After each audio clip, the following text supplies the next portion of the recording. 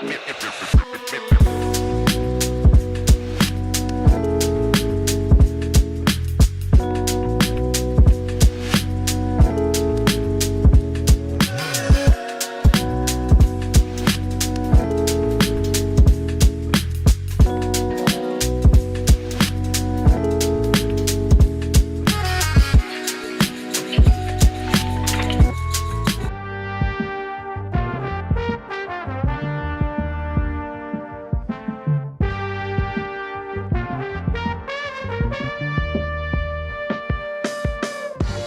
is up, everybody, and welcome to the All-NBA show powered by FanDuel, America's #1 sportsbook. Get started with $150 in bonus bets if you win your first $5 bet at FanDuel.com/All-NBA.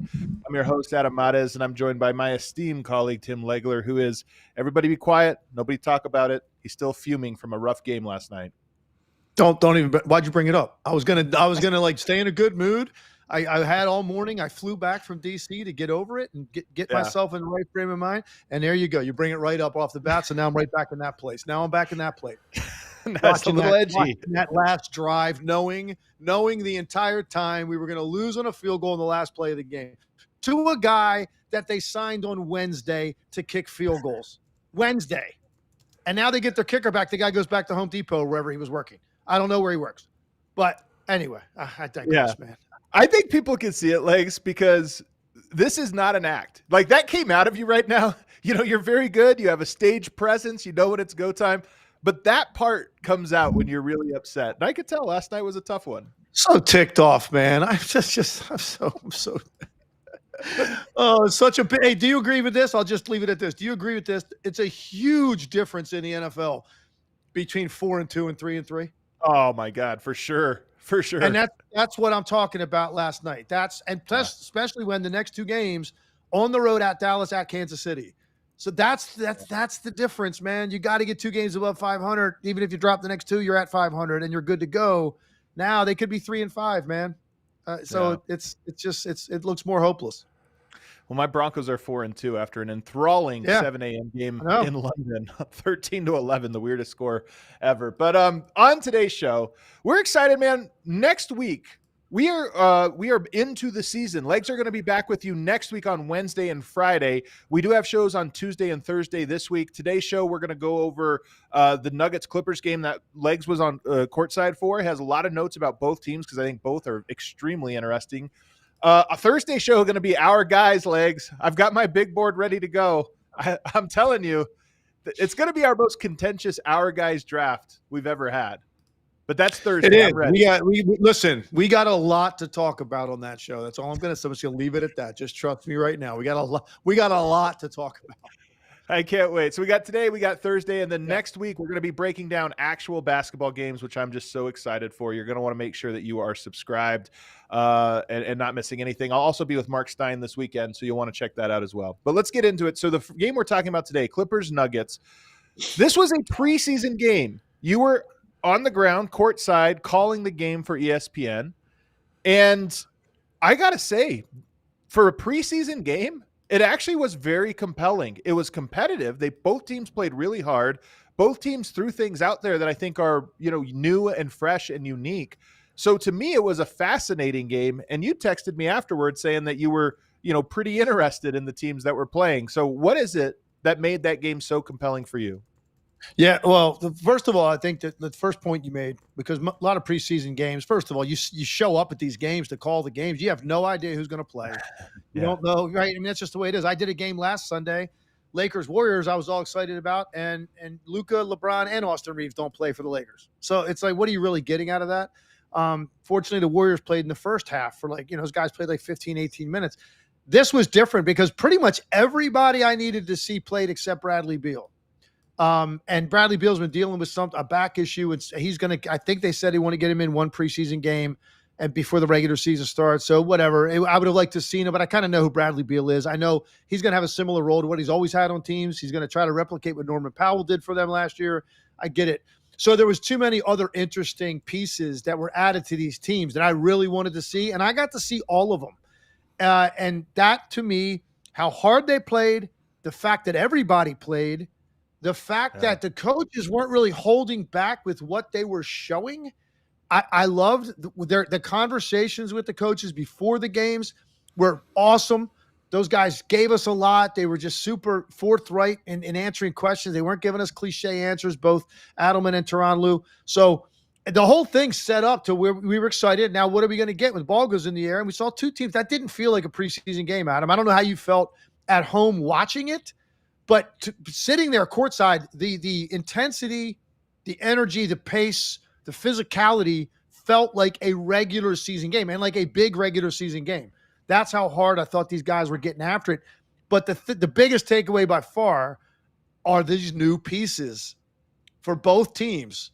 And that to me was like what I wanted to talk about more than anything else during the game and even today. I think that is what we need to pay attention to. What these two teams did and what they added and what that could mean for them in terms of their seeding and where they could finish up in the Western Conference.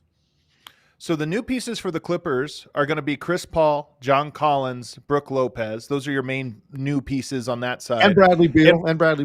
Well, Bradley Beal didn't play, but in this one, I mean. But yes, Bradley Beal. Oh, yeah, as well. right.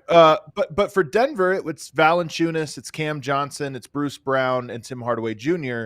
So I'm going to ask you, you got a chance to look at all of them. Where do you want to start as we talk about these new pieces? Who was the most interesting new piece of those guys?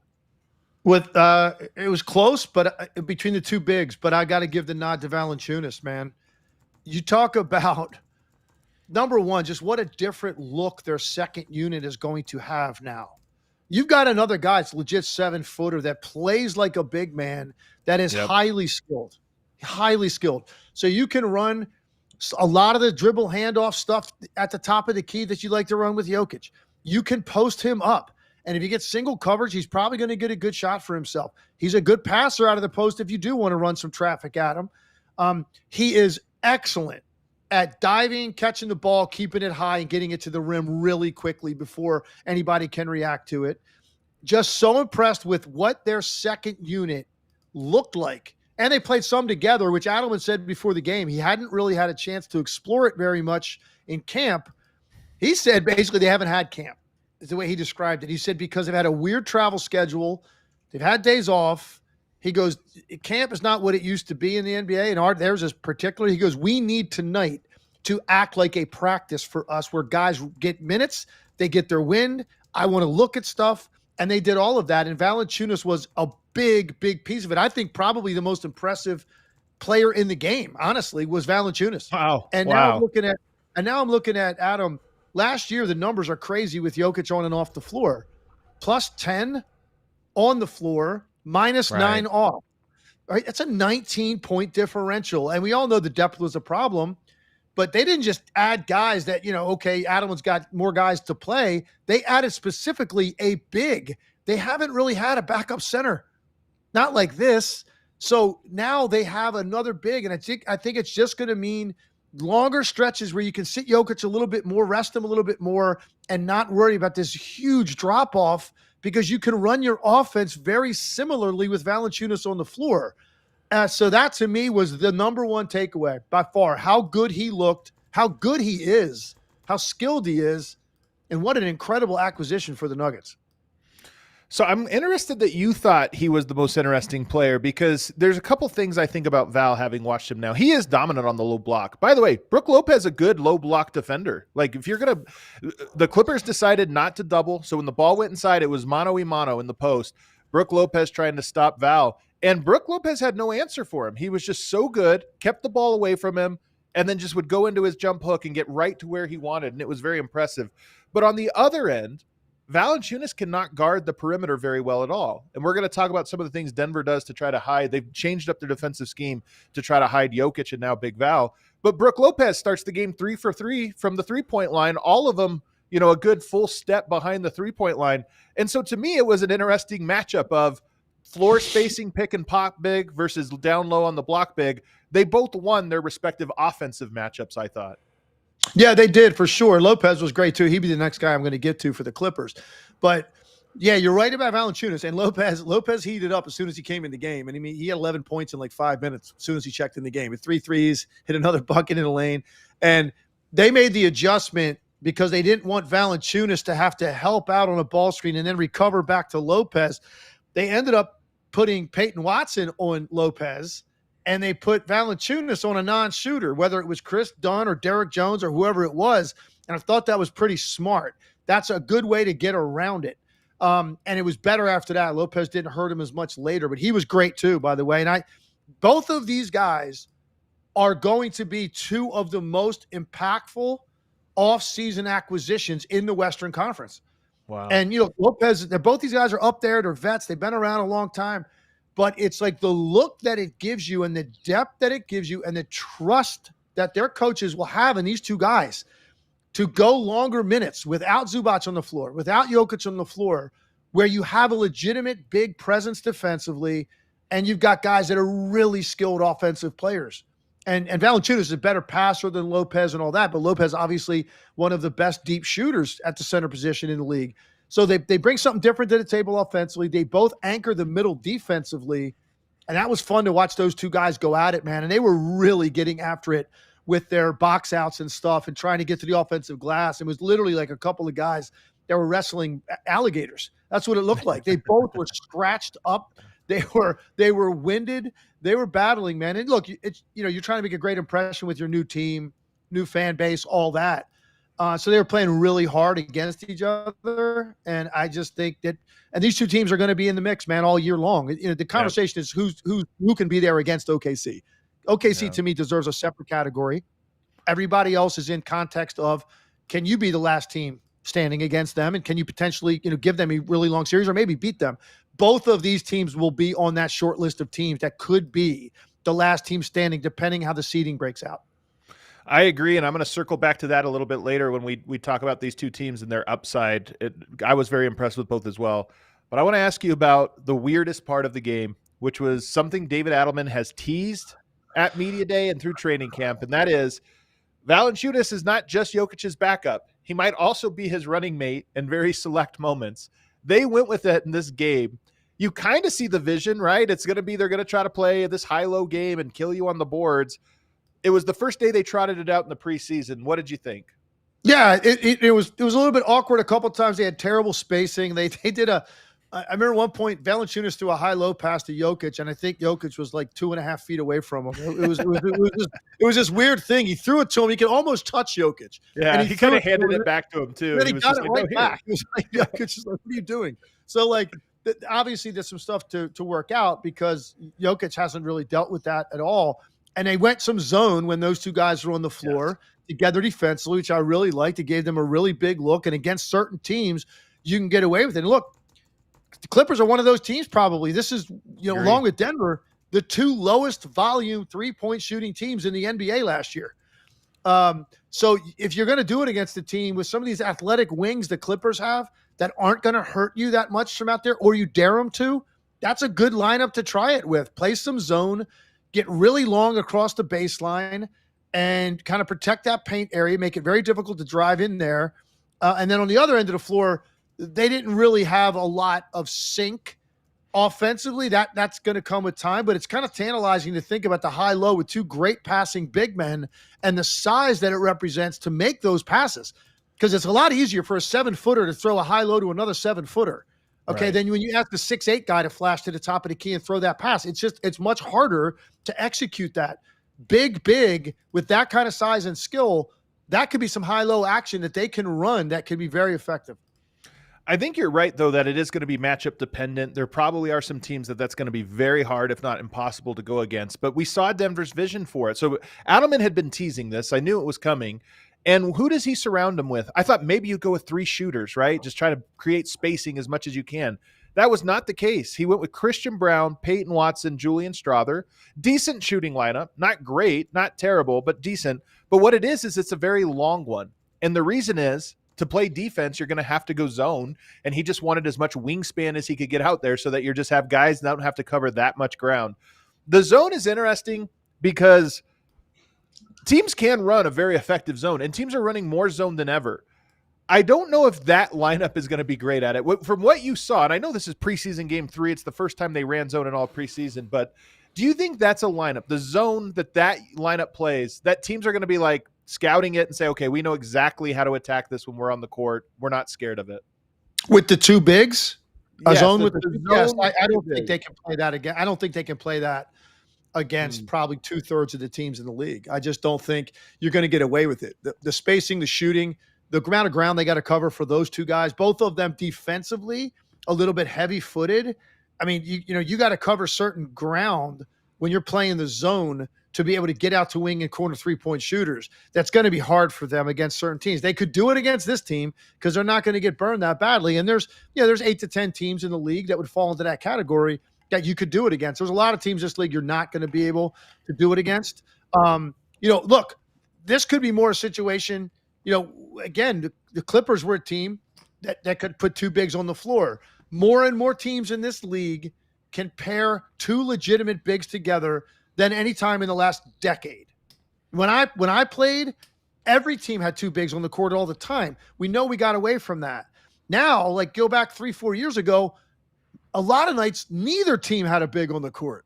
Like not a Right. traditional big. Yeah. They had some dude playing 5. That's Yeah. like not a 5, right? I mean, or you had some 6'7" dude playing 4. Right. It's weird the way that it's going back to that.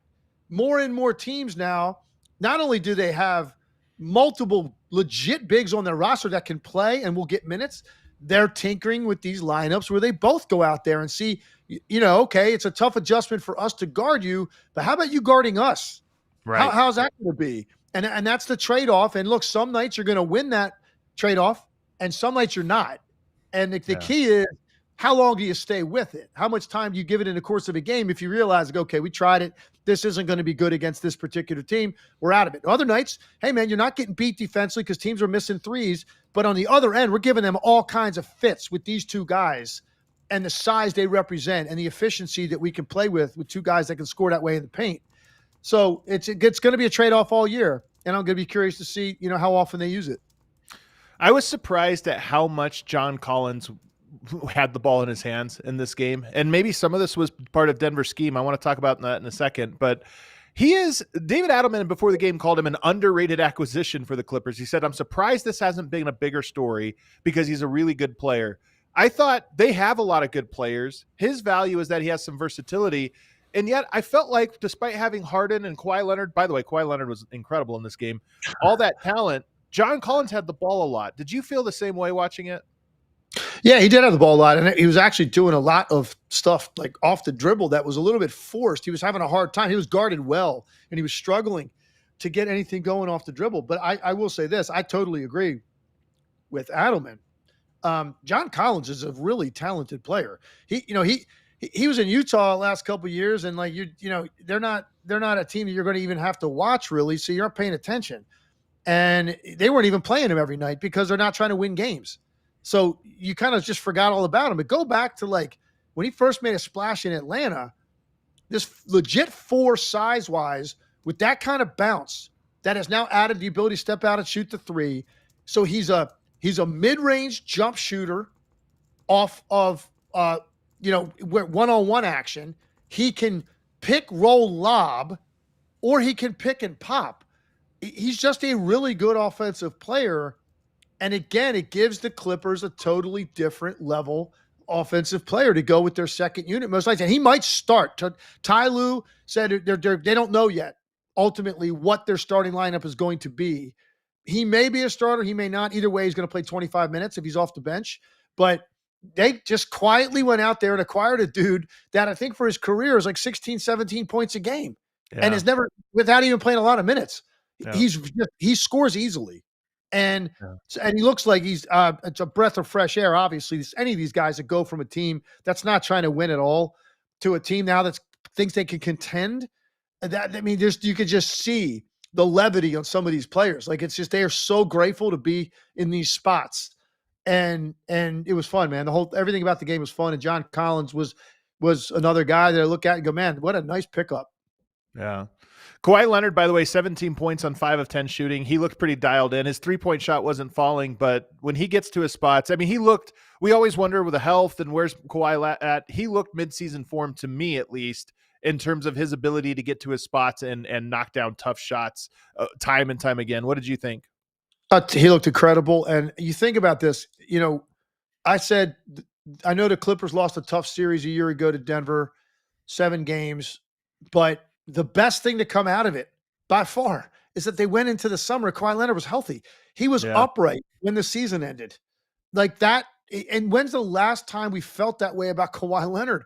He even said it. We did a sideline interview with him. Malika Andrews did during the game, and she asked him about that exact thing. He said, and this is a guy that doesn't say a lot. He doesn't really, eject a lot of, emphasis in the stuff that he says. You could tell when he said, man, this means a lot to be able to go into the summer feeling good. So now all you're worrying about is like getting stronger and just, working on your game rather than, I got to go to rehab for 2 months. Right. I got to recover from surgery. I've got to do all this stuff that's taking away from time where you're just letting your body get stronger and letting your game get better. So he's going into the season healthy for the first time in a long time, man. We didn't see him last year till January 4th. He played 37 games. Okay. He's not going to play 75 games. He might not play 70. He might not play 65 because they're going to selectively sit him. And they've got a lot of depth now. But Adam, the guy's probably going to play somewhere in that range, 60, 65 games. The way he looks, he's lean. He just looked so strong and was moving so quick. He is so strong. That's how he looks now going into the season. This could be a totally different first half of the year for the Clippers. I know we're going to talk about the Nuggets here in a second, but I just want to finish by saying I walked away from that game bumping the Clippers up a little bit. And I know it's preseason, but the Clippers are a rare example of a team where you do have to wonder, are they healthy or what have you? They just have so many guys. I'm with you. Brook Lopez, Collins, they look like great additions because they're great players. Chris Paul gives you something in a backup point guard, just a guy that can do some stuff. And then, yes, Kawhi Leonard, James Harden look like they're healthy. So to me, I walked away from that game going, I think the Clippers might be I believe the Nuggets are going to be good. They look good in this one as well. The Clippers, to me, might be my third team in the West. We'll see what goes on with Houston. They've looked interesting in the preseason as well. But the Clippers, to me, I bumped them up and was like, yeah, that team looks like they're actually better than they were last year. Totally agree with that. And I think I texted you after the game. I was already really high on the Nuggets off season. I've been using the phrase, reloaded a lot. I've been saying that they reloaded, man. They reinvigorated their chances and they reinvigorated Jokic. I thought last year he was like so overtly frustrated all year. And you started to wonder a little bit, man, are they going to, like this window on Jokic, he's going to be great for a long time, but it's not like he's getting younger. And are they going to add the pieces they need to legitimately contend when you've got a team this good in Oklahoma City that's that young? What are they going to do about it? Well, they've done a lot about it. So I was already high on them. I'm higher on them now after having seen Valančiūnas and seen his impact. And look, the other three guys in this game, I know what Bruce Brown's going to do. There's a lot of nights Bruce Brown's going to really help you win. He didn't really have an impact in this game. Tim Hardaway didn't make a shot in this game. He's going to help you. Adelman's eyes lit up a little bit when he talked about, imagine now playing on the weak side with, Cam Johnson and Tim Hardaway, like out there at the same time you're playing weak side when you got Jamal Murray on the floor, three legit big-time three-point shooters to go with Jokic and Aaron Gordon. Like the spacing, so Hardaway didn't do much. I know he's going to be fine. And then Cam Johnson, I want to make a point about Cam Johnson. Yes, please. Okay. I don't think, and look, it's one preseason game and they had they played two other ones, right? I didn't see either of those games. Yeah. So I don't know. Maybe you're going to have a different take on what I'm about to say because I didn't see the other two games. I do think this. In this game, Cam Johnson was almost strictly relegated to spotting up or got a couple things in transition. And I think he's better than that. And I'm curious to see, and maybe that's just a new guy being overly deferential and he wants to fit in and be the right guy and unselfish and all that stuff. I hope it's not because of like their lack of stuff that they think they can run for him, because he's a better player than just standing around hunting threes and occasionally we'll get a leak out or three in transition. He's a better player than that. So I do think that's another piece when Jokic is off the floor, maybe a little bit more, or even with Jokic in some two-man game with the dribble handoff stuff, because he's so good coming off a tight dribble handoff into an 18-foot pull-up. They didn't really run any of that. Right. So I kind of was watching him throughout the game, like he was not noticed that much offensively, and I think there's a lot more to get out of him which is just another piece to what they can do offensively. And I think maybe it's just because it's early and he's new and he's trying to fit in and whatever. But I just thought he's a lot better player than that. That was just like kind of a guy that was just like getting out of the way of everybody. And just so let's see what happens with him going forward. Because again, those three guys, Bruce Brown, Hardaway, Cam Johnson, none of those guys really had a big impact in this game. The story of the four new guys was Valančiūnas by a mile. He actually probably dwarfed what the other three did combined in terms of opening your eyes in this game. But so I know that there's more for all three of those guys, but particularly Cam Johnson. So Jokic at practice earlier in the week talked about that, and he said, hey, Cam has to be more aggressive. I told him, stop trying to fit in. We need you to be more aggressive on this. So I think the team does view him as, we want more out of you. And I know that this week David Adelman put in the first plays or the first actions within the flow of their offense that are Cam specific ones, right? You have certain actions you try to get to that are going to open it up. And he did get 7 threes to legs in this game. And the funny thing is, because I agree with you, I hope that his role scales up, and I'm counting on the fact that this is just early days of preseason, but he had 7 threes, and I don't know if there was a defender within 6 feet on any of them. Yeah. And yet he went 2 of 7. And I just wonder from watching him, he's a great shooter. I just wonder what your read was on why he missed him. Just variance. He's been missing them in the preseason. And I just have to wonder if there's a little bit of the team moves the ball well. They play really precise. And I wonder if he's just a little nervous because of how precise Denver plays. You're 100% on it. I actually referenced this on the broadcast because he shot a wide open one from the left corner in the second half. And I just saw a perfect angle of it when it came out of his hand. I was like, that ball's not going to get above the rim. So I think he's probably a little bit tight. He's probably pressing. It's all new, and I don't blame him, man. Yeah. He's on a team that can contend for a championship. He came from Brooklyn. I mean, so this is different, man. The stakes are raised, but I will say mechanically, there's nothing to worry about. But the ball was flat last night. Yeah, for whatever reason. I thought so too. For whatever reason, it was coming off his hand, and I could tell immediately from the release point it wasn't going to get there. So it was more of a straight line, and that's not his normal arc. He's probably got another 6 inches, 8 inches of arc on his normal trajectory on his shots. So trust me, I am not worried about Cam Johnson. He's got a beautiful shooting stroke, and his career numbers tell you that, like what he's going to shoot this year. And the shots, I've said it, his shots will be better this year than any he's gotten. So I fully expect Cam Johnson to shoot north of 40% from the 3-point line for them. And you're going to see pretty quickly, I think, early in the year when he starts to get really comfortable with these guys, that he's going to have quarters because of all the attention Jokic gets. Cam Johnson's going to have quarters where he hits 3-4 threes because he's going to string them together, and he's that kind of a rhythm shooter. He can heat up, and the shots are going to be high quality. So I'm not worried about it, but I definitely saw something with his release just in terms of the ball not getting started high enough, coming right out of his hand. It was going to be flat. And some of that could be he's pressing. One on me shot, he kind of chased in after it. Like that's not a normal high-level shooter. Like you just don't do that, unless you're just not feeling it. So, who knows? It's probably a lot of the things we're saying.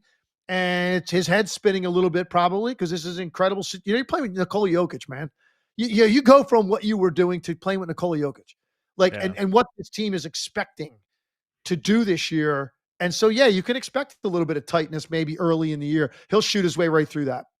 Yeah. Well, if he gets 7 open threes a game, and he only played for 2.5 quarters, so maybe if he gets 10 wide open threes a game, I'm going to feel good about his chances of finding a rhythm eventually. We got to take a break, but I want a little bit more on the other side, a little bit more on this game. Christian Braun, I want to ask your opinion about him because I know you've been high on him, and he had an interesting game. See his growth. And then number 2, Denver's defense was different, and it was different in the direction that a lot of teams are changing their defense. But I want to ask about a trend in the NBA about more physicality. We'll do that on the other side.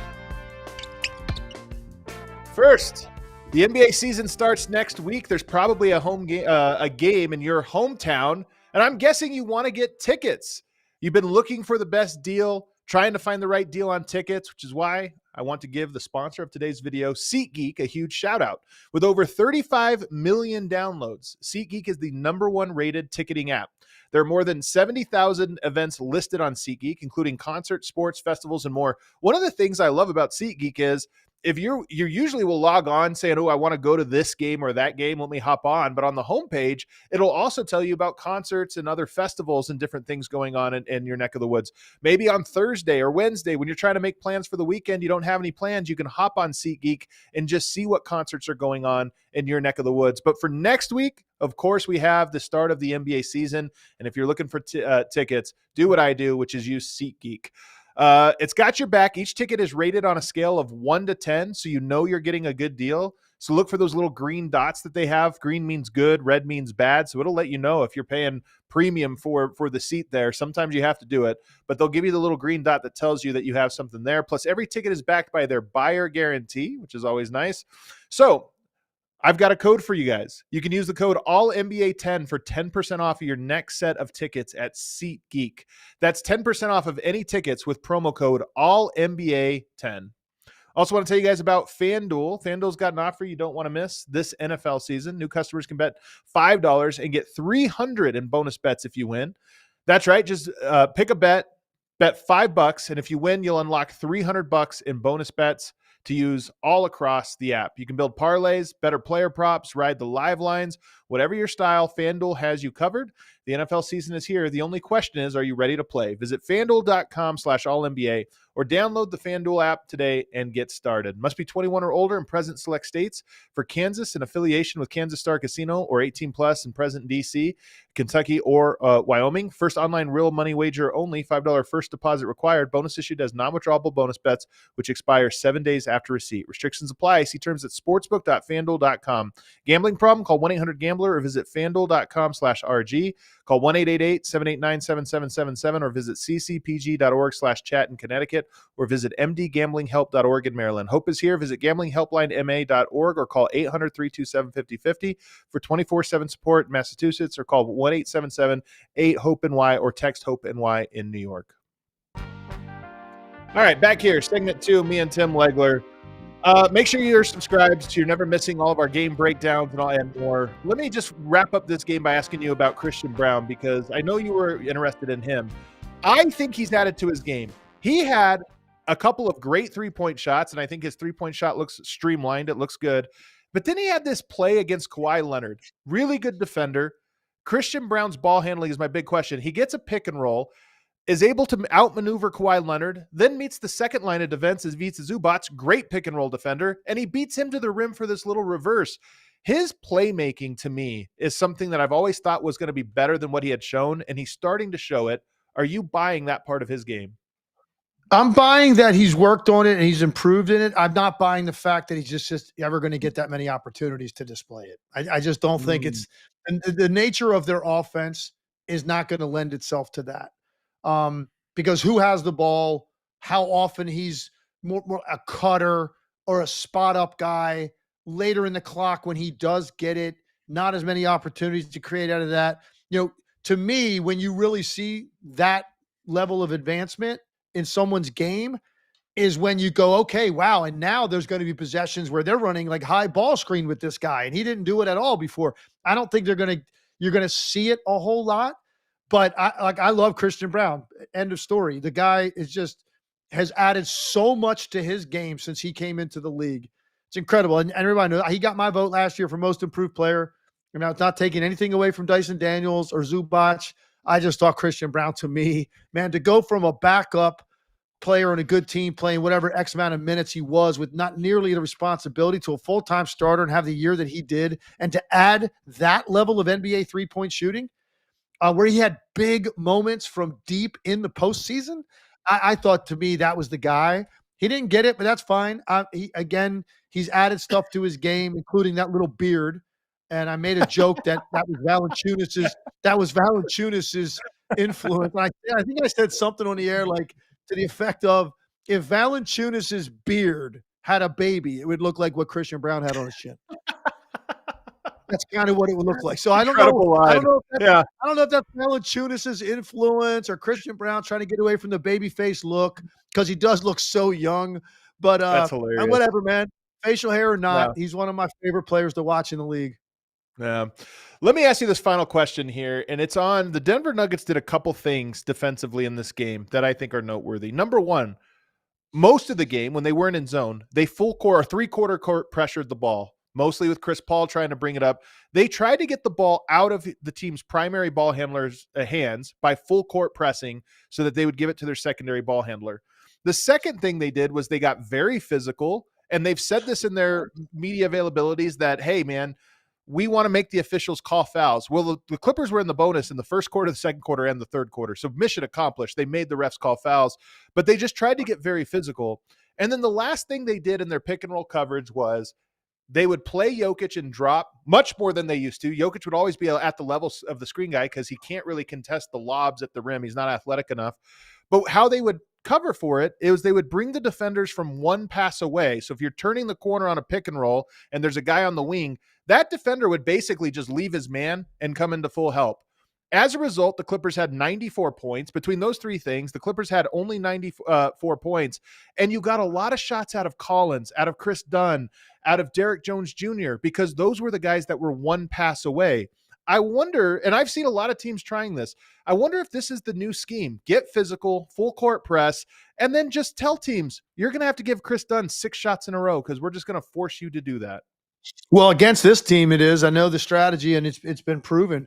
And Ty Lue even alluded to this before the game in our interview when he said they noticed last year they had problems when teams started picking up James Harden full court because James Harden at this stage of his career, like he doesn't want to work that hard Wears him down. to get the ball off the floor, man. It just wears you down with that kind of usage, and he starts to get a little bit frustrated or whatever.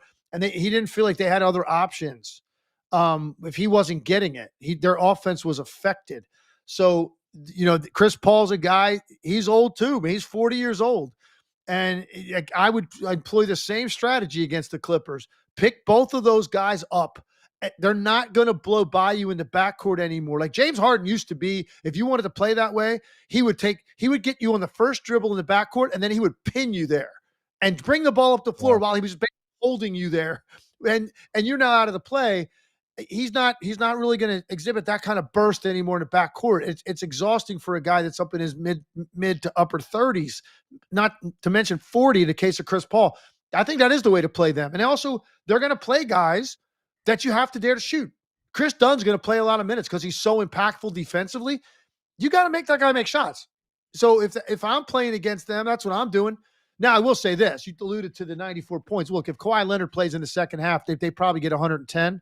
Because they had 61 at halftime.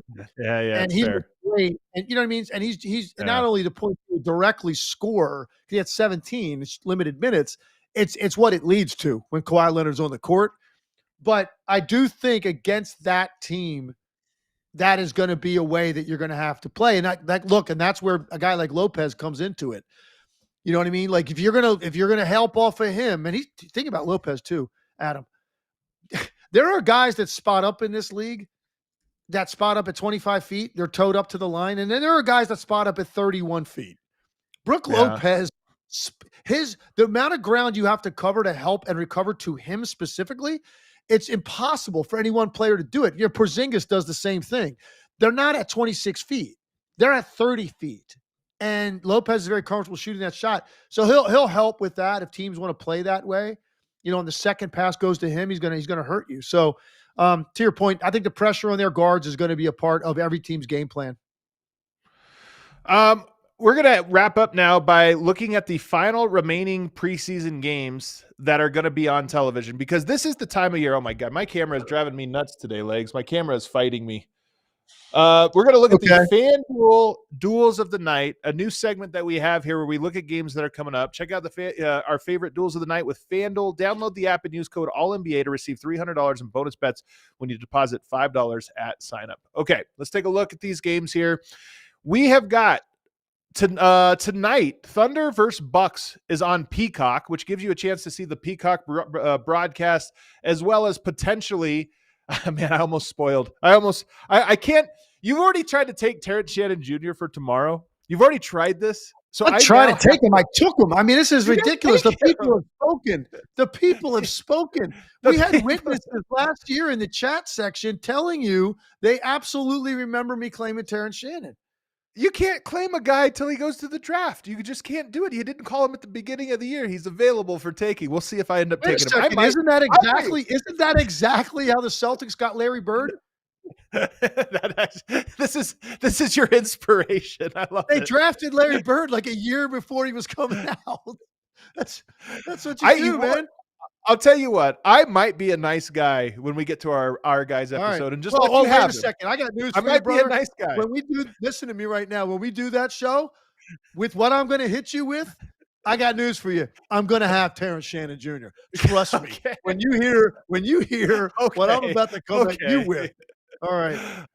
So Thunder versus Bucks, you can watch that game tonight. If you go to Wednesday, you can get Raptors versus Celtics on NBA TV. You can get Mavs versus Lakers on ESPN2, which is, I mean, is there any drama, Mavs versus Lakers, Luka going back to his old team for a preseason game? I don't think so. And then we get Rockets Hawks on Thursday. That is on ESPN2. And then on Friday, you can get Kings Lakers on NBA TV, as well as Nuggets Thunder on NBA TV. So if you're looking, some of these preseason games have been hard to find, Legs. Some of them are weird arenas or teams in China, this or that. It's hard to find them, but those are the ones. If you're looking to get into preseason basketball, everyone should have those ones available to you. Any of them stand out? Any of them you're interested in? Well, yeah, and I've had some fun with this in the past, and just talked about the game I'm going to cover, and it wasn't really the case, but in this case, it is, because the game I'm calling Thursday, absolutely without question, is the game that I can't wait. But here's the thing: it's preseason. You don't know who's going to play, and I don't know if I'm going to even know that till that afternoon. You don't know who's going to play. But Houston and Atlanta. I'm calling that game with Mark Jones on Thursday night. So you're talking about obviously the Rockets. One of the biggest stories in the offseason, KD going there, and then Atlanta getting all kinds of talk. And I'm not necessarily as high on Atlanta's ceiling as other people, but there's no doubt they're interesting with the guys they've added and some of the young guys emerging. That's the game, man, for me. Thursday night in Atlanta. I'm really looking forward to it. All right. That does it for our show. Cue that outro music here, James. You can check Legs on television tomorrow night. Calling that game. Should be an interesting one. I got to watch the Rockets in the preseason. I haven't caught them yet, so I have to check that one out. I'll be locked in. Thursday, though, Our Guys, the annual Our Guys draft. I can't wait for that one. It sounds like it's going to be very contentious. You're not going to want to miss it, so make sure you are there for that one. And then, of course, later in the week, me and Mark Stein, and then we're off to the races. Everybody, thanks for tuning in. Hit that like button on the way out. We'll see you Thursday.